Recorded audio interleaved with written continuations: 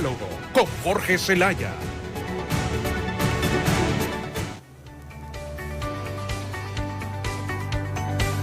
La caravana migrante que salió del país la semana pasada ha alertado las alarmas internacionales. Es nuevamente alrededor de 1.300 compatriotas que fueron deportados de Guatemala al intentar llegar a México. El presidente de ese país, Andrés Manuel López Obrador, afirmó que ese nuevo éxodo migratorio es para resaltar el próximo proceso electoral en los Estados Unidos.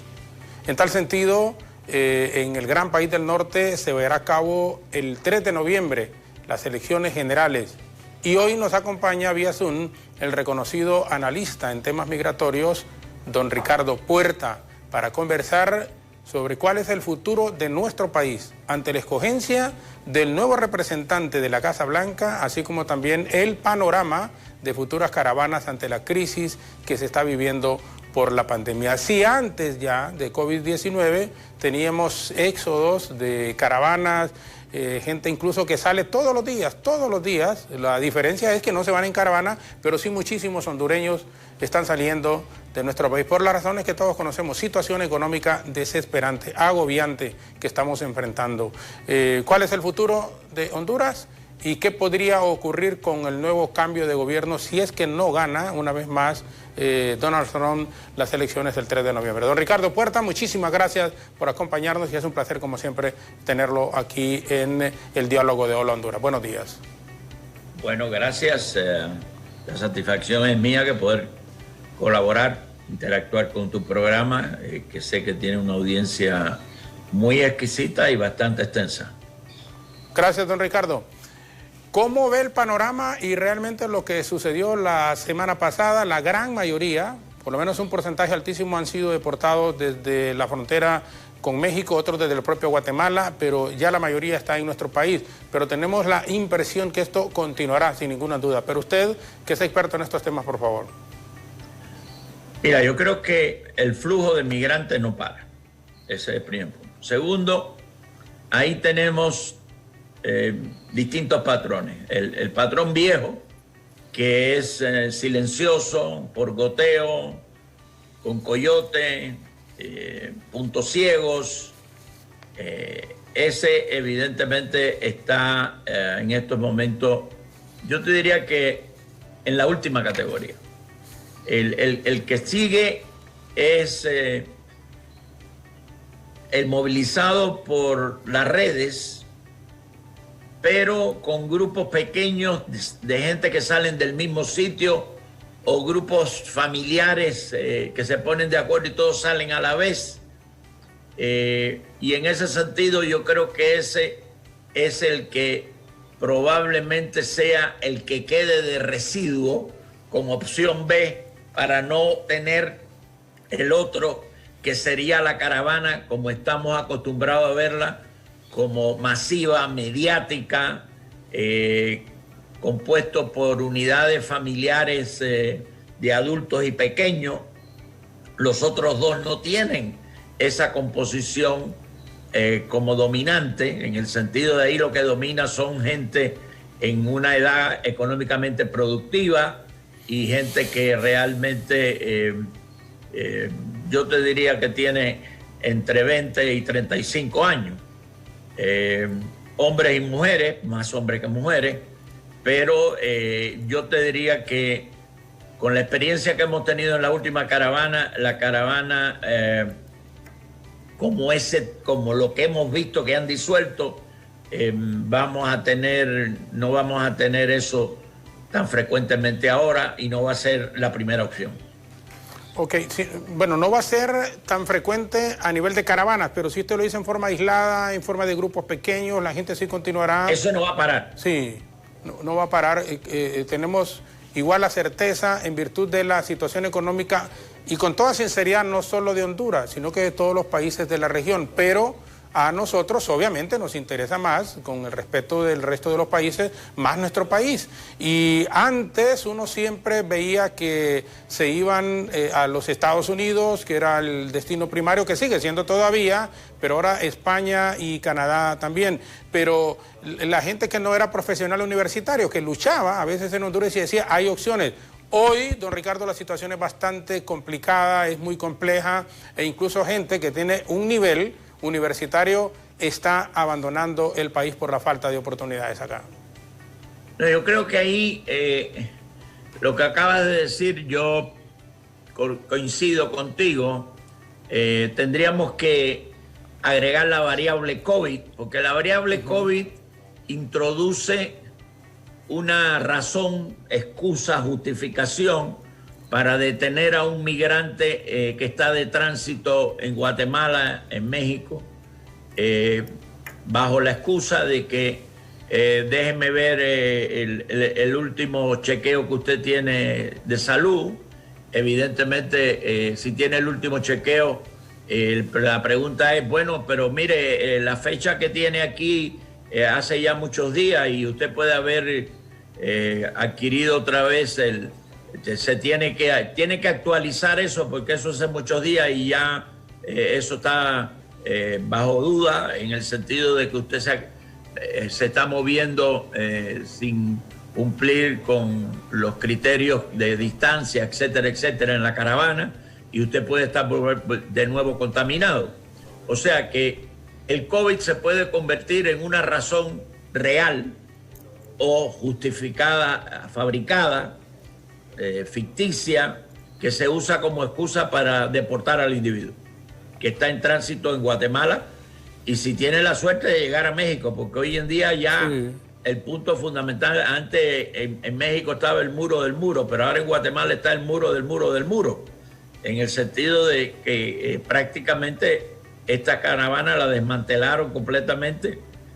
Yo tengo información, pero que hay muy poca gente que se ha podido entrar por puntos ciegos en México. Bueno, y es una razón justificada, una razón real la que usted ha apuntado en este momento, aun cuando la gente continuará intentando llegar a los Estados Unidos. Insistimos por la falta de oportunidades, pero esto del COVID plantea un panorama completamente muchísimo más complicado, más complejo para la gente, porque se van a agarrar, y es entendible de que, bueno, deme mire, si ahora se lo piden a uno, yo me asusté anoche que me estaba diciendo mi esposa que para ir a una boda le están pidiendo también a uno, para ir a una boda aquí le están pidiendo el examen de PCR, el último que uno se había hecho 2 días atrás. O sea, era impensable todo lo que está pasando. Pero bueno, para no salirnos del tema de esto de la migración, esto va a tornar sin el ánimo de decirle, porque es muy fácil, don Ricardo, decirle a la gente, miren, no se vayan. Bueno, pero aquí las autoridades y todos queremos decirle a los empresarios también, miren, no se vayan a arriesgar sus vidas, que aquí, que allá. Sí, pero ¿y dónde están las oportunidades en Honduras? Ahí yo quisiera hacer un comentario que creo que ha hecho efecto, porque lo he hecho en otras entrevistas. Por favor, no endemonien la ruta. Estar hablando constantemente, que es verdad lo que dicen, no te estoy diciendo que no exista riesgo, pero eso tiene un efecto contrario, porque lo que están haciendo indirectamente es hablando mal de Honduras, en el sentido de si esas circunstancias son tan terribles, ¿por qué la gente opta por irse? Porque en Honduras es peor. Imagínate tú. Entonces, lo que estás haciendo es echándole agua, lo que estás haciendo es echándole más fuego a la caldera, ¿no? En el sentido de que yo no estoy diciendo que los riesgos no existan, claro que existen, pero la gente en un balance mental que tienen, o en ningún balance que tienen, lo que están haciendo es mirando hacia el frente y hacia el futuro, cierran los ojos y dicen, a mí no me importa lo que me espera, yo me voy de Honduras, cueste lo que cueste. Y el verbo que hay que usar correctamente es que la gente no se va de Honduras, huye de Honduras. Sí, y esa es la dificultad realmente que se está enfrentando. La gente no se va de Honduras, la gente huye de Honduras. Y es fuerte para nosotros no solo decirlo, sino que aceptarlo. Pero esa es, don Ricardo, la realidad que estamos enfrentando, la realidad que está viviendo el pueblo hondureño. Por eso uno, al paso de los años, uno dice, mire, yo siento, no sé si estoy equivocado, usted ya tiene muchos años de vivir acá también con nosotros, que estas son de las últimas oportunidades que la gente está teniendo en procesos democráticos. Ya la gente en un porcentaje altísimo, 80 diría yo, más adelante, tal vez me quedo corto, no cree ni confía en los políticos. Pero si los políticos en el país no cambian su conducta, su forma de ser, su forma de actuar, si se siguen robando intelectualmente el dinero, entonces aquí va a estallar, por muy pacífica que sea la gente, por muy aguantador que sea el hondureño, yo creo que todo tiene un límite y ese límite me da la impresión que está llegando a tope ya en el país por las mismas condiciones en que se están viviendo. Mire, yo creo, Jorge, que no hemos llegado al mero tope, por así decirlo. No hemos tocado fondo todavía. Yo creo que, primero, esta gran crisis que tenemos es una gran oportunidad. Eso evidentemente ha despertado cierto tipo de liderazgo distinto al político establecido, porque en este país hay gente que se preocupa de verdad por los intereses nacionales, pero no tienen posiciones de decisión y si hablan el gobierno no les hace caso. El gobierno desgraciadamente tiene un coro que lo que hace es repetir la línea oficial y en la práctica hay muy poca autocrítica.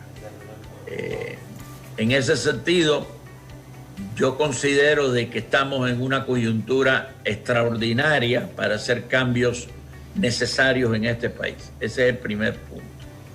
Pero la pregunta es, bueno, ¿cómo esa gente que están hablando pensando en los intereses nacionales, en una Honduras mejor para todos, bienestar, etcétera? O sea, la Honduras ansiada que no tenemos, que empezó como ilusión con Suazo Córdoba. Imagínate tú lo que estoy hablando del siglo pasado ya. Sí. Llevamos prácticamente 40 años en una transición democrática que no acaba de cuajarse.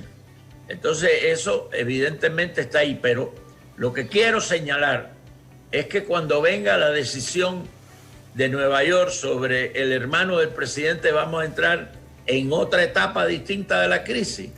Y ahí la crisis va a ser directamente en el Ejecutivo y en la legitimidad del Ejecutivo. Entonces, en ese sentido, desgraciadamente, todavía no hemos tocado fondo. Dios quiera que yo esté equivocado, por favor. Yo no estoy diciendo esto para que suceda, ni estoy diciendo esto porque lo deseo, pero no soy ciego.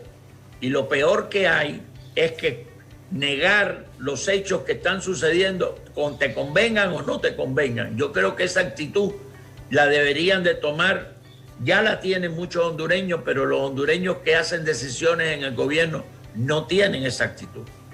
Ahora, le pregunto, dándole seguimiento al comentario, a la opinión que usted daba en este momento, ¿por qué no hacen caso las personas una vez que llegan a ocupar cargos, ya sea en el Ejecutivo o en el Congreso Nacional? ¿Por qué no hacen caso? ¿Por qué se aíslan? ¿Y por qué la gente, cuando vienen los procesos electorales, tanto internos y sobre todo los procesos generales, la gente los vuelve a escoger, la gente vuelve a creerle, aun cuando ellos llegan a dirigir instituciones, no los reciben, no les contestan celulares? ¿Por qué realmente? Y le hago la pregunta fuera de lo que es el tema migratorio, porque usted apuntaba que llegan al poder y no hacen caso, se aíslan, prácticamente dio a entender eso, de la gente que los llevó a ocupar esas posiciones. Bueno, primero existe el clientelismo político, ¿verdad? O sea, desgraciadamente detrás de un político siempre hay un grupo de gente que está buscando chamba en el gobierno. Eso es uno. Segundo, hay intereses en el sector privado que juegan con la corrupción del gobierno. Eso no es nada nuevo. O sea, en ese sentido, la corrupción no es exclusivamente en el sector público. Y voy a usar una palabra un poquito incómoda. Hay una corrupción generalizada en el país. Desde el ciudadano que trata de sobornar a un policía que tiene que ponerle una multa porque ha cometido una infracción, hasta el individuo que viene a cobrar impuestos y realmente lo puedes callar o puedes cambiar el informe con un soborno. O sea, ese tipo de cosas, y yo lo voy a poner desgraciadamente a un nivel muy primitivo, pero muy sencillo y visible y evidente. Y yo me pongo en la lista. ¿Cuántos de nosotros de verdad sigue las instrucciones del tráfico, las luces cuando es roja, o lo que estamos llegando a un semáforo y mirando la luz, y si está roja miramos para los otros dos lados, y como no viene nadie pasamos, ¿ves? Yo creo que hay necesidad de retomar un respeto a la ley, un respeto a lo establecido, al trámite legal, etcétera, etcétera, que eso evidentemente es un problema de educación ciudadana, pero también es un problema de oportunidades, porque si existieran oportunidades legales, las ilegales no serían tan atractivas. Sí, porque complica mucho. Bueno, nos va a permitir, don Ricardo, hacer una pausa en este momento. Regresaremos y vamos a preguntarle qué pueden hacer, podría parecer tonta la interrogante, pero qué pueden hacer las autoridades para parar ese flujo migratorio, el que el hondureño esté pensando siempre en querer irse hacia los Estados Unidos. Ahora, insisto, en España, uno que ha viajado ve muchísimos compatriotas y nos da pesar a veces hasta en las condiciones en que se encuentran. Canadá es otro destino. Ayer, antier, conversábamos con compatriotas que están viviendo allá y hay bastantes hondureños trabajando y algunos pocos también estudiando. ¿Qué podría pasar en Latinoamérica y especialmente en nuestro país con nuestros migrantes hondureños, que estamos arriba ya del 1.000.000 de compatriotas que viven en varias ciudades de los Estados Unidos, si gana las elecciones Donald Trump? Las elecciones son el 3 de noviembre de este año. Estamos a menos de un mes de las elecciones en los Estados Unidos. Una pausa breve, regresamos con nuestro invitado la mañana de hoy, don Ricardo Puerta. Nos quedamos en nuestra señal de Facebook y señal abierta con pausa igual en nuestras estaciones de radio 92.5 para la zona central y zona norte del país. Regresamos en un momento.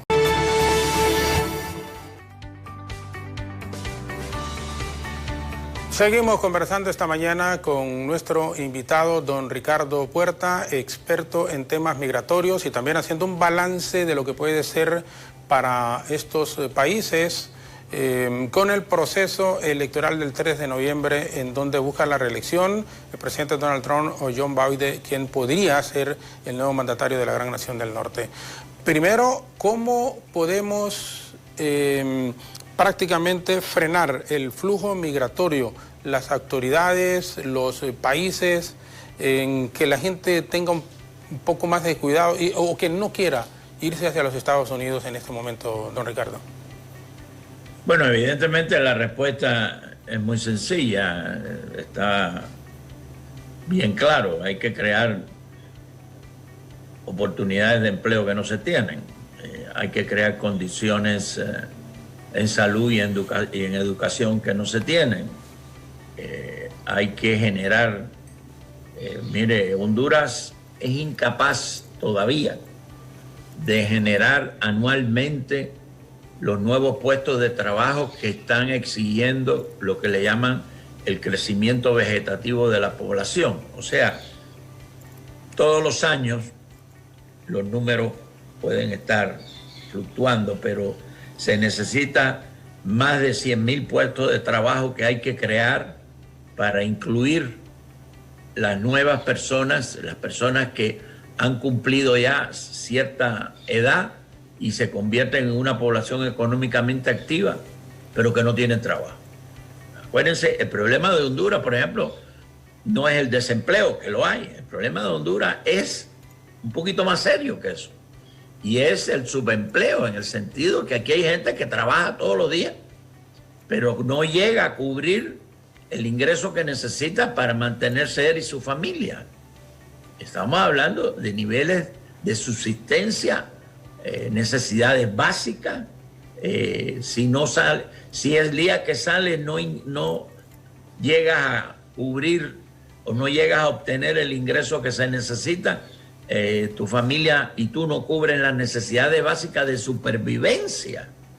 En ese sentido, Por eso tenemos una población no solo pobre, sino también miserable, en el sentido que no hay, como el dinero que se tiene no es suficiente para subsistir lo que se necesita para vivir ese día, no a largo, a mediano y largo plazo, sino ese día, o sea, un problema de subsistencia, de supervivencia. Ahí tenemos un problema muy serio y la respuesta que yo te daría es que hasta que el sector privado no agarre este tema de la migración, y ahora voy a poner las condiciones, como una estrategia de desarrollo empresarial, donde evidentemente el desarrollo empresarial va a generar localmente los puestos de trabajo que se necesitan, y entonces la gente no necesita irse de su comunidad para trabajar, sino que tienen puestos de trabajo ahí. Y la coyuntura es mejor que nunca, porque hoy en día las empresas que están funcionando todas en Honduras y en Estados Unidos y en todos los países tienen un plan de recuperación porque han perdido lo que tenían. Es más, la mayoría de esas empresas están subsistiendo por una oportunidad financiera que le está dando un banco con intereses favorables, etcétera. Y eso, y no lo digo yo, sino la gente que sabe, estamos pensando de que eso va a suceder nada más durante el COVID. Sí, pero es que la situación que tenemos del COVID, que es incierta, hasta que no aparezca la vacuna. Correcto, claro, pero vamos a salir, don Ricardo, de la COVID y vamos a enfrentar otro problema, otra dificultad. Lo hemos dicho, no nos cansamos, somos reiterativos en el sentido, mire, los gobiernos son transitorios. Si los gobiernos son 4 años en el país, el único presidente que se ha quedado 8 es el presidente Hernández. Pero son transitorios los gobiernos. Aquí quienes tienen que hacer un esfuerzo mayor o tener un poco más de sensibilidad es la empresa privada. Uno siempre les insiste, mire, lo que más ganan son los empresarios. Son los empresarios. Entonces, mientras ellos no se den cuenta, o mientras ellos sí se dan cuenta, sí saben, pero mientras no se les hablan del corazón, en el sentido de que tienen que pagarle salarios justos. Usted decía, subempleada la gente, no es ni siquiera empleada. Aquí para pagarle el salario mínimo a un trabajador hay que estar peleando y peleando y peleando y peleando permanentemente para que lo hagan.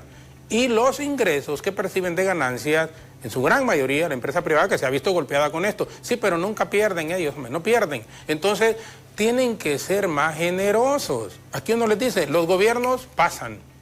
Presidente, 4 años se fue. Los ministros, 4 años, cuando más, y se van. Entonces, pero están saliendo todos los años jóvenes con ilusiones de los centros educativos a nivel medio y universitario y se topan con una dura realidad. No hay trabajo, no hay oportunidad. Entonces, ¿quién debe de crear esta fuente de empleo? La empresa privada. El gobierno facilitarles en alguna medida, pero aquí se les facilita y lo que ellos quieren siempre es ganar, no compartir. Entonces, mientras no haya una conciencia verdadera en el empresariado hondureño, y se molestan, y se lo digo, se molestan cuando uno hace este tipo de comentarios, de no, Jorge nos pasa atacando, Jorge nos tira duro, no es que les tiramos duro, es que es la realidad, don Ricardo, usted mismo lo ha dicho. La gente no está pobre, está viviendo en condiciones miserables en su gran mayoría en el país en este momento. Pero yo entraría por los intereses monetarios de ellos. Yo creo que la empresa privada, al desentenderse de estos problemas migratorios, se está suicidando. En ese sentido, aquí la única gente que puede crear empleo no politizado, permanente, digno, con ingresos suficientes es la empresa privada, no hay de otra. Por eso tenemos un sistema capitalista y un sistema de libre empresa, etcétera, etcétera. O sea, esa es la esencia del sistema. Y el sistema capitalista, quiera sí o no, es la única opción que tenemos. Claro, hay distintos tipos de capitalismo y ese es un mensaje que hay para los políticos. El tipo de capitalismo que tenemos es un capitalismo feroz, salvaje, que realmente donde está el negocio mayor probablemente ni sea legítimo. Entonces, desde ese punto de vista, no pueden estar optimizando constantemente la ganancia, aunque insisto, yo me voy en ese sentido, Jorge, por otro camino. Señor, mire, empresario, usted quiere progresar, usted quiere tener una empresa estable, con un mercado estable, etcétera, etcétera. Tiene que juntarse con este problema, porque este problema es el que tiene la gente asalariada suya. Es la gente que usted necesita para que su empresa funcione. O sea, el dueño de la empresa podrá tener muy buena idea, podrá ser un gran emprendedor, podrá tener los recursos financieros, pero eso no hace la empresa. La empresa es un comportamiento solidario, legítimo, con el trabajador, es una relación obrero-patronal. Esa relación tiene que ser exquisita y tiene que ser donde los dos ganen y que los dos se sientan orgullosos de lo que están haciendo. Ese tipo de capitalismo se puede crear y es el único que realmente nos salva. Y evidentemente el Estado ahí tiene que tomar funciones distintas a las que tiene y no puede tener los niveles de corrupción que tiene. Indiscutiblemente. Y lo último que usted apuntaba, niveles de corrupción, y por eso es el gran malestar de la mayoría de la población. Y aquí sí, cuando se pregunta dónde está el dinero, es una consulta legítima. Pero el gobierno, en eso que compartimos al 100%, en el aspecto que no deben aquellos que llegan a cargos públicos a enriquecerse. Son servidores públicos. Es a servir a la gente y no a servirse. Dar su fuerza de trabajo con rectitud, con honradez, recibir ese salario que se tiene con decencia. Pero esto es una cosa, don Ricardo, esto es una cosa, y compartimos, no deben ni permitirse actos de corrupción en la administración pública, por eso tienen que ser severamente sancionados. Pero también, para que haya un corrupto, hay un corruptor, y usualmente son los mismos empresarios, que se hacen millonarios o multimillonarios con recursos del Estado, de los impuestos que paga el pueblo, porque es muchísimo más fácil aquí hacer negocios en el país, por lo menos metiéndose a venderle al Estado, al gobierno. Usted dijo solidaridad en las empresas, los ejecutivos con su clase trabajadora, y eso no existe tampoco. Por mucha corrupción que se diera en el gobierno, que se está dando en este y en los gobiernos anteriores también, pero bueno, si hubiese un sistema democrático bien establecido y el Poder Judicial actuara independientemente, aquí muchísima gente estuviera presa y se le hubiesen decomisado ya sus bienes. Pero a veces solo hacen, como dicen, la patarata para engañar a la gente, para tener a la gente medio entretenida y que los medios de comunicación saquemos en primera plana, ya llevaron al batallón, va preso fulano mengano.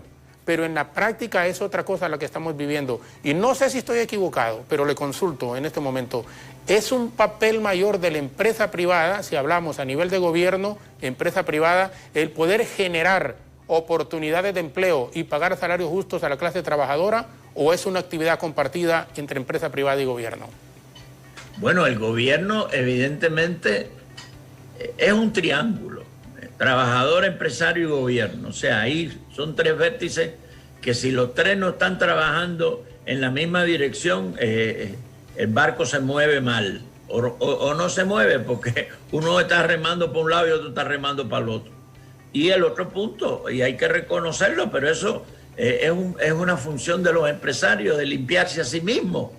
Aquí hay un grupo de empresarios que es minoritario en términos de número, o sea, la mayoría de los empresarios no están en esa onda, pero es suficiente, porque el número que tiene, aunque sea poquito, es suficiente para producir el problema que están creando. Y es que el concepto que tienen de la empresa, en vez de pensar en el mercado libre, que no hay mercados libres y puros, pero en vez de pensar en el mercado, están pensando en el botín del gobierno. Y entonces, claro, el botín del gobierno, ¿por dónde entra? Por la corrupción. O sea, ahí donde está el trámite del botín. Y en ese sentido, el empleado público, el político, sea electo o el funcionario que sea nombrado, inmediatamente que llega a un puesto, empieza a recibir tentaciones. Eso es completamente cierto. Y te lo cuentan amigos que han tenido problemas y amigos que no han tenido problemas. O sea, y los casos son conocidos, que son los que salen en la prensa. Y después el pueblo se indigna porque sale un ladrón. Sí, pero es que ese ladrón está ahí porque tú votaste por el político que no debías haber votado. Claro, así es. Ese es el punto.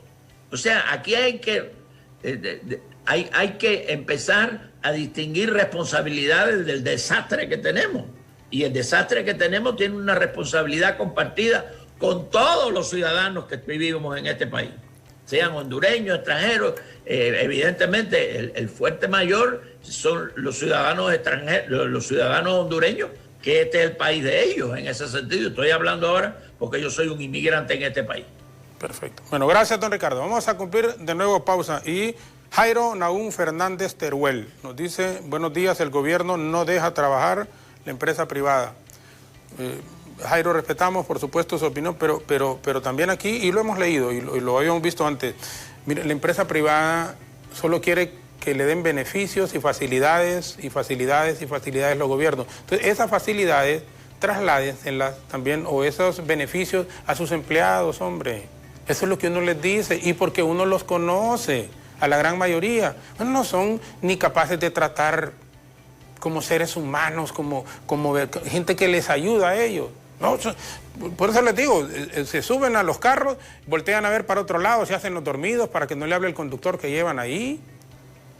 No tienen esa sensibilidad, ni siquiera... Bueno, si no la tienen ni con sus trabajadores, ¿cómo la van a tener con particulares? Mire, Jorge, la mayoría de las personas en este país que trabajan en un acuerdo de salario mínimo, la empresa privada, el patrono no cumple eso. Sí, así en es. Términos de beneficios, no solo el pago del salario, sino de los beneficios adicionales que eso supone. Y estamos hablando de unos números extraordinarios, porque es la mayoría de la gente que trabaja en salario mínimo, que entre paréntesis, dentro de la población económicamente activa, es la mayoría de la gente. Claro, oh, definitivamente. Bueno, Santos Andino nos están viendo en San Luis, Missouri. Gracias, viéndolos aquí. Bendiciones, Honduras. No sé si Santos va a ser algún compatriota también nuestro. Va a permitir, don Ricardo, una nueva pausa. Regresaremos. ¿Qué va a ocurrir con los migrantes en los Estados Unidos? Insisto, la cifra parecería exagerada, pero más de 1 millón de compatriotas viven en varias ciudades de los Estados Unidos, y dependiendo de lo que pase el 3 de noviembre, allí también va a haber un reacomodo o posibilidades de que continúen trabajando con alguna relativa tranquilidad. Y estamos conversando con don Ricardo Puerta. Pausa breve, nos quedamos en la televisión abierta, por supuesto, en Facebook. Continuaremos con comentarios en relación a este diálogo que tenemos la mañana de hoy con don Ricardo Puerta. Ya regresamos.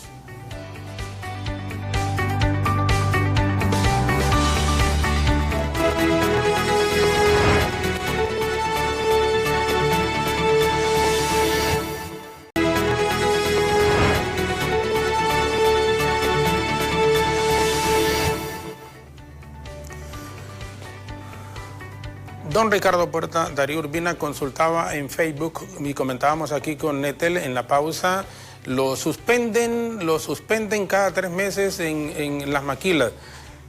Y uno aquí no paga impuestos, no le pagan el salario mínimo a los trabajadores.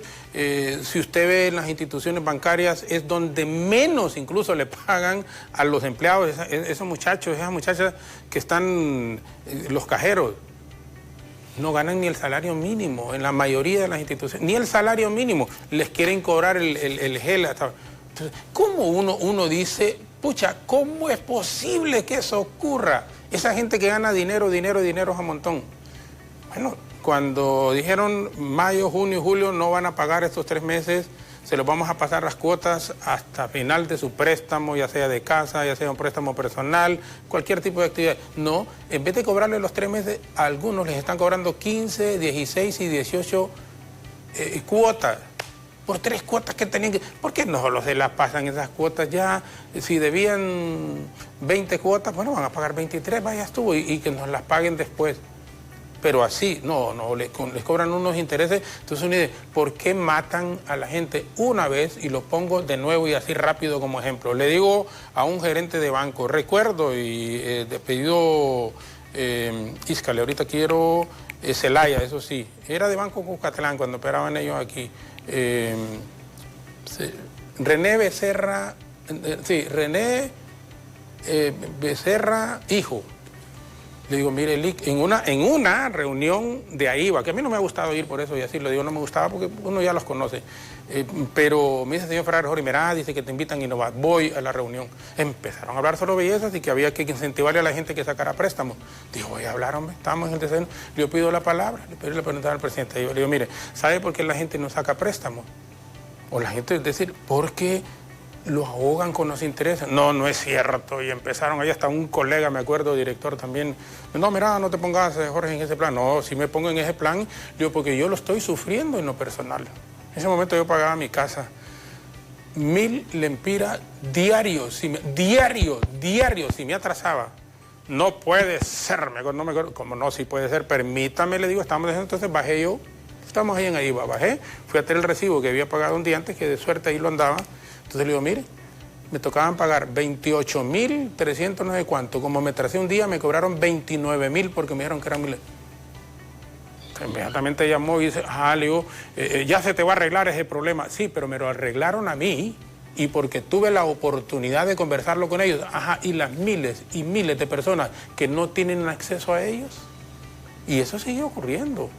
Eso honestamente se sigue dando en el país. Entonces tengan un poco más de sensibilidad.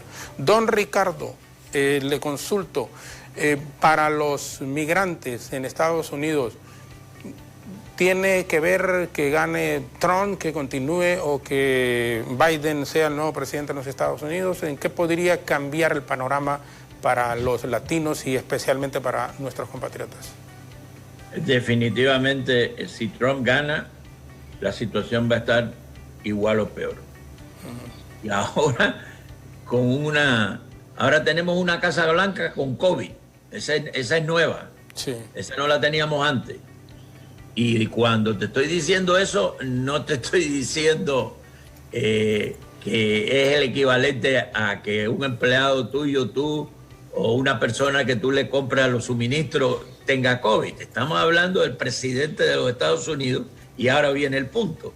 La diferencia está que el presidente de Estados Unidos, y está probado ahora con la última crisis que tuvo, cuando va a un hospital, que evidentemente va a un hospital militar, en un hospital militar los médicos no pueden hablar lo que quieran, tienen que hablar lo que el superior militar diga que está autorizado para decir.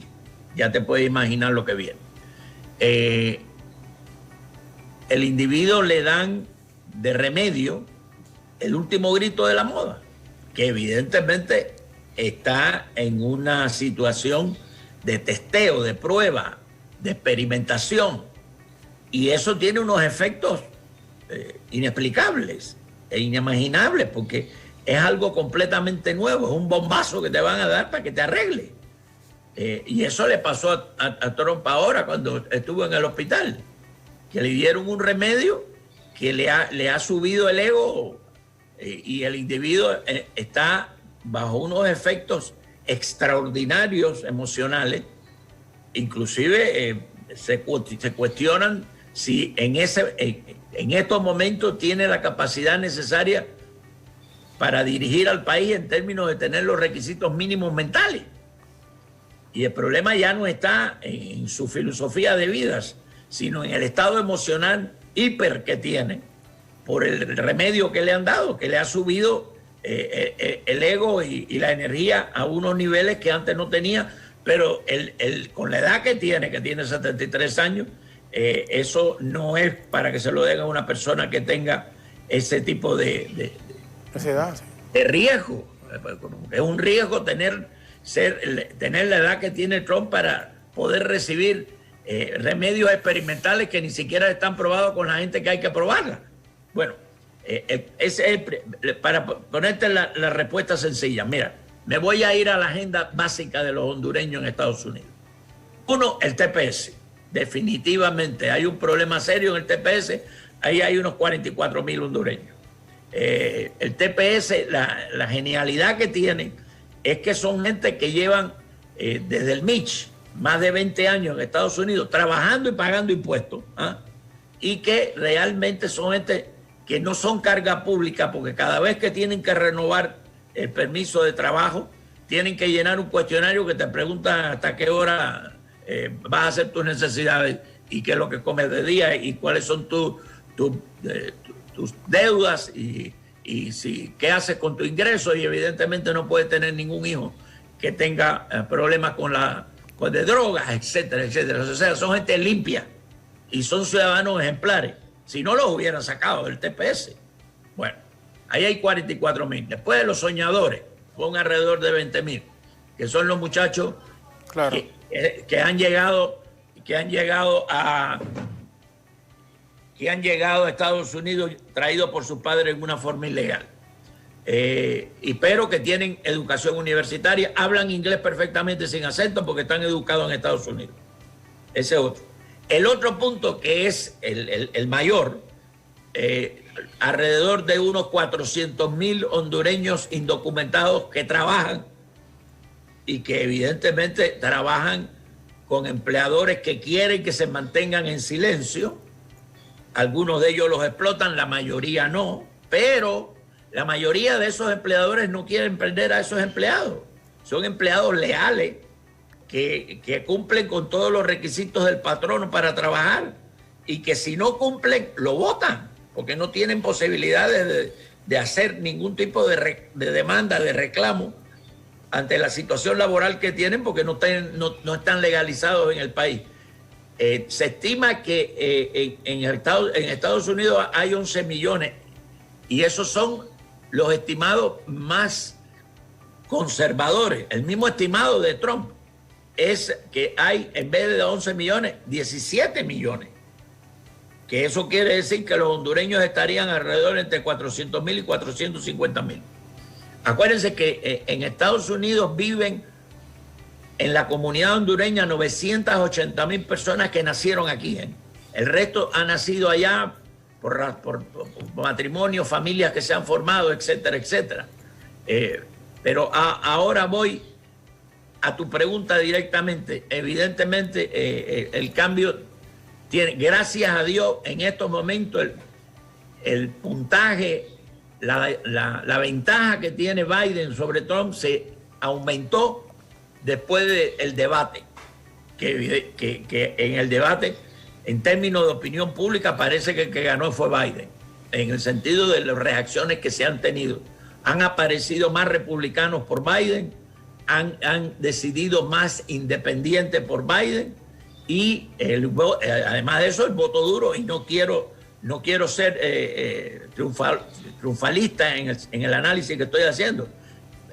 Trump tiene alrededor de 1/3 del electorado a su favor, y esa gente son gente que, si tú le dices que hoy es a las 12 del día y está a la luz del día, etcétera, etcétera, creen todo lo que le dice Trump, pero todo lo que sea en contra de Trump dicen que es inventado, que son noticias falsas, de que eso son calumnias, etcétera. Como por ejemplo el hecho de que del impuesto que no ha pagado, que todavía eso no se resuelve, etcétera.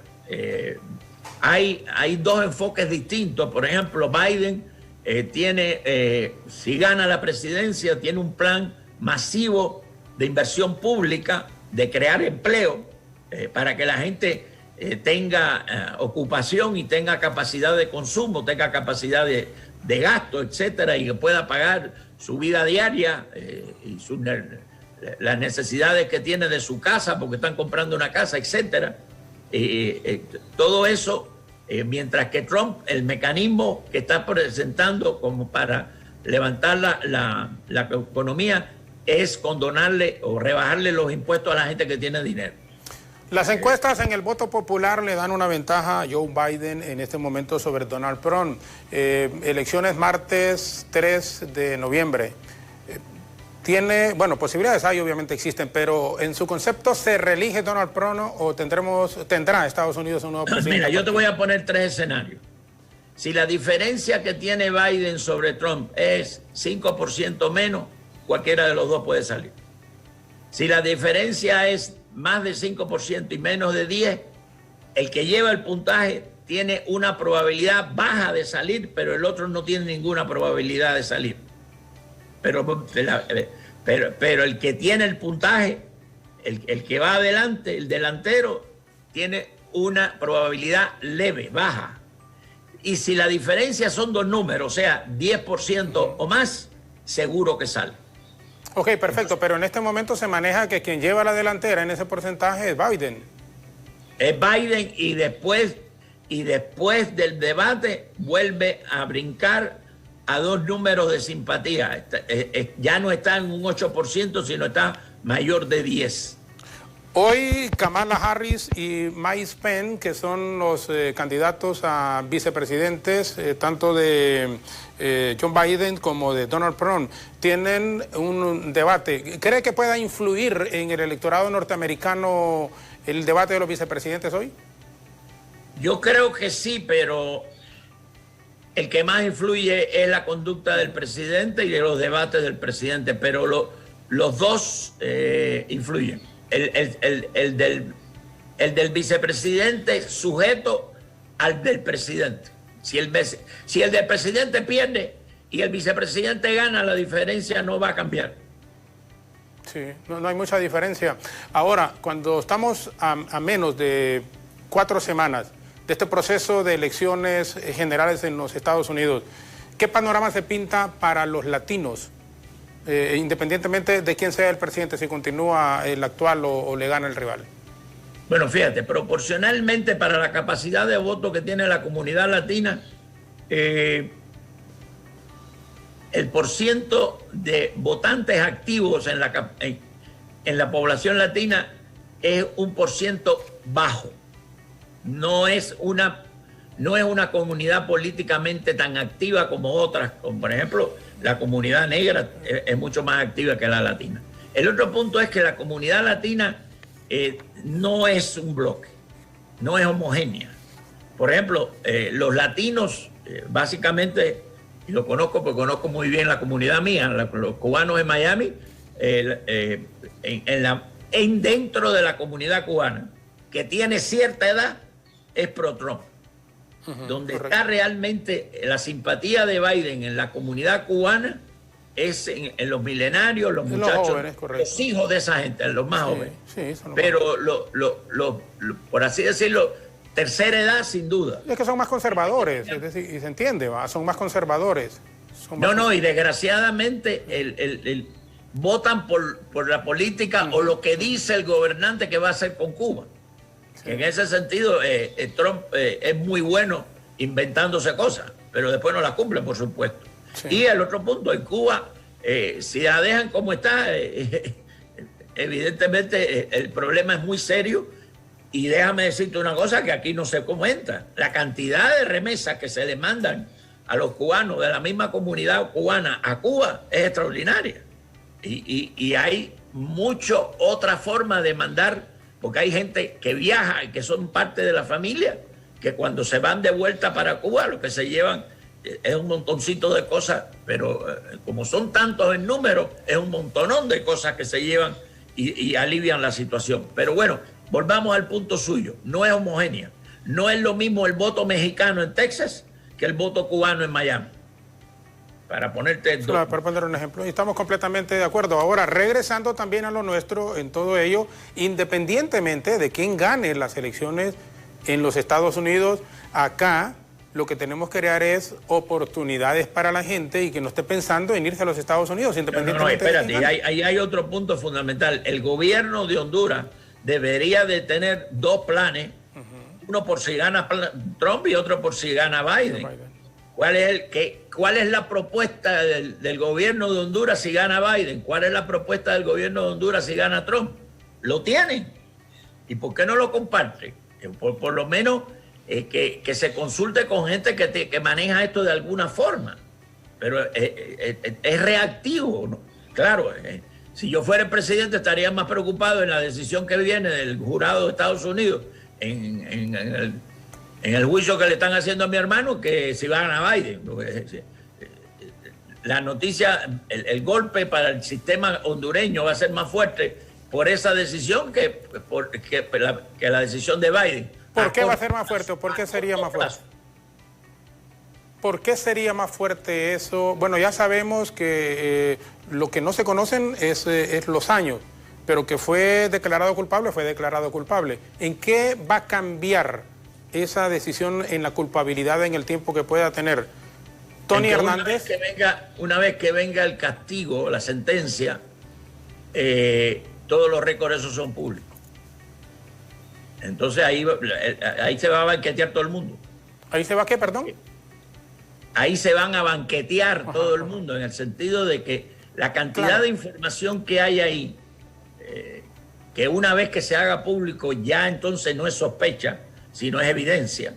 Se pueden ir, bueno, para mí el tigre, mientras que el tigre Bonilla no vuelva, sigue cantando, ¿no? Sí, entonces, desde ese punto de vista, ¿qué es lo que tiene el sistema norteamericano a su favor? Que mientras que tenga un juicio abierto, las pruebas se siguen acumulando, porque te juegan con el delito, tienen a la persona identificada, se lo traen extraditado como sea posible, o el individuo le dicen 20 voluntarios porque es mejor, porque así nos ponemos de acuerdo a ver cómo resolvemos esto. Claro, y así negociar que están litigiando. Sí, no, además, el litigio en Estados Unidos cuesta dinero. Sí. Y aquí hay empira, pero allá son dólares. Entonces, en ese sentido, es mejor negociar. ¿Y qué cosa es negociar? Denunciar a otro, complicar a otro. Que sea verdad o mentira, eso se lo dejo a Dios. Sí. Pero que definitivamente ese es el sistema, Ahora, pero complicar a otro, involucrar a otro, implica también investigaciones, ¿no? Que la persona no solo es porque digan, este me ayudó, él. Mira, cuando Estados Unidos se trae a un individuo, es que lo tiene fichado ya y tiene las pruebas. Ellos no van a traer una persona, te lo voy a poner en blanco y negro. Ellos no van a extraditar a una persona para hacerle el caso allá. Es correcto, sí. Ese caso ya está hecho. Ya está hecho, ya lleva tiempo. La inteligencia que tiene Estados Unidos en este país tiene suficientes pruebas para toda esa gente. Sí. Significa que se ha trabajado, que se ha investigado, pues, que se ha investigado. Claro. Ahora el punto es, ¿se ha investigado a plenitud? No. Y ahí es donde viene el juego de que si yo complico a 3, me rebajan la posible sentencia, tanto. Sí. Entonces empieza la negociación. Y la negociación es yo doy información y tú me das perdón. Sí. Bueno, don Ricardo, le agradecemos muchísimo que nos haya acompañado, sus palabras finales en relación a este tema primario, las caravanas de migrantes que en nuestro concepto continuarán mientras tanto no hayan mejores condiciones de vida en el país, mientras quienes nos gobiernan, y esto lo digo en términos generales, no entiendan que hay que darles oportunidades y posibilidades a la gente. ¿Y quiénes son los grandes empresarios en Honduras, quienes han hecho dinero? Y probablemente algunos lo han hecho en buena lid, trabajando, pero entonces que compartan con los que menos tienen, que les paguen salarios justos a sus trabajadores y que sean un poquito más humanos en el trato. Mientras eso no ocurra en el país, pues continuaremos con el éxodo de compatriotas que intenten irse legal o ilegalmente hacia los Estados Unidos. Por favor, muchísimas gracias. Y obviamente conversamos sobre las elecciones del 3 de noviembre en los Estados Unidos, que podría cambiar el panorama también, pero no solo para Honduras, sino que para los países del resto de América Latina. ¿Qué tiempo tengo? 2 minutos. Muchas gracias. Mire, la emigración va a seguir. La emigración en forma de caravana, no. La emigración como grupos pequeños, sí. Unidades familiares, sí.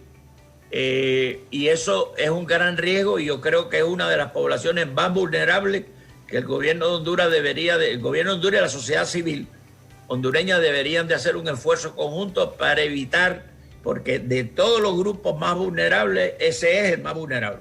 Unidades familiares, que es adultos con pequeños, con el vicio que están practicando algunas madres, es que dejan a algunos muchachos solos, algunos menores solos, para que pasen, que definitivamente tienen más posibilidades, y lo usan de coraza. Eso es un vicio que evidentemente no se debe fomentar. En cuanto al asunto interno de Honduras, empleo, no hay de otra. En cuanto al gran ausente de la generación de empleo, el sector privado hondureño, pero con una función que aparentemente está haciendo el gobierno, pero no puede. El gobierno no tiene la capacidad para trabajar en una forma objetiva creando empleo. El empleo que crea el gobierno es un empleo politizado. Y el empleo politizado es temporal. Entonces, desde ese punto de vista, es la empresa privada. Pero la empresa privada metida en migración para obtener los beneficios de desarrollo empresarial que pretende obtener ahora con el COVID, porque tienen una situación de recuperación, que el periodo de recuperación empresarial como mínimo son 3 años. Entonces, cuando están hablando durante COVID o después de COVID, mire, no importa, son 3 años. Hay que pasar 3 años luchando y con una tendencia ascendente y creciente de la empresa para llegar a recuperar lo que se tenía antes del COVID. En términos de las elecciones de Estados Unidos, definitivamente Biden es el candidato más favorable para Honduras. Don Ricardo, muchísimas gracias una vez más. Siempre es un placer saludarle y sus valiosísimos aportes aquí para nosotros son importantes. Gracias, don Ricardo. Buenos días. Gracias. Don Ricardo Puerta, experto en temas migratorios, nos ha acompañado esta mañana en el diálogo de Hola Honduras. A manera de resumen, así rápidamente les decimos, empleos politizados, sin ninguna duda, los que genera siempre el gobierno como tal. Politizados porque cada 4 años, aun cuando la gente tiene sus acuerdos, es más difícil. Pero, miren, usted no, si es en la empresa privada, si es en el gobierno, lo importante es como servidor público trabajar y desempeñar su labor con muchísima decencia y con una gran responsabilidad. Pero es la empresa privada la principal generadora de oportunidades para los jóvenes, para la gente que sale con una gran ilusión de los centros educativos, ya sea a nivel secundario o a nivel universitario. Esas posibilidades nos ha planteado una vez más, las conocemos, lo sabemos, don Ricardo Puerta, en el sentido de que empresa privada, escuchen por favor, mientras tanto ustedes no den esas facilidades, no den esas oportunidades y no busquen una manera de que la gente tenga acceso a tener una fuente de trabajo digno, un trabajo digno, se va a seguir complicando y va a seguir yéndose la gente en caravanas o sin caravanas, se va a seguir decepcionando, va a seguir, pareciera que no, y uno no invita a ello, quitándose la vida a muchos compatriotas por la crisis que estamos enfrentando. Si no, la empresa privada, si los empresarios no se les hablan del corazón, si los dueños de tarjetas de crédito no dicen, sí, no es cierto, tenemos que seguir ganando. Pero así como está la situación en el país, ganemos algo razonable y no sigamos ahorcando a la gente como lo siguen haciendo todavía. Por favor, ustedes entiendan, yo sé que sí lo saben, pero que se les hablan del corazón en el sentido de que no sigan apretando a la gente como lo están haciendo en este instante, que los están llevando al borde de la desesperación. ¿Ustedes creen que los problemas familiares que se dan de enfrentamiento, muchísimas veces sin querer justificarlo, la gente está reventada, está sin dinero y se pone loca? No justifica eso, y nosotros lo decimos una vez más, el que hayan problemas a nivel de familia, no lo justifica, pero eso es parte de... Miren, cuando un trabajador está tranquilo, si gana un salario que le medio permita estar con su familia y medio vivir, eso debería ser un alivio para los empresarios. Y el llamado permanente siempre es para usted que nos está viendo en este momento, que sea un poco más solidario con quienes les ayudan a obtener sus riquezas. Alejandra Rivera, Ethel Valladares y Efer Guevara continúan hasta las 9 en punto de la mañana. Muchísimas gracias. Nosotros en la repetición de este diálogo les esperamos a las 11 de la noche y mañana con el científico, el doctor Marco Tulio Medina, quien nos va a acompañar en el diálogo. Muchísimas gracias, muy buenos días y bendiciones para todos.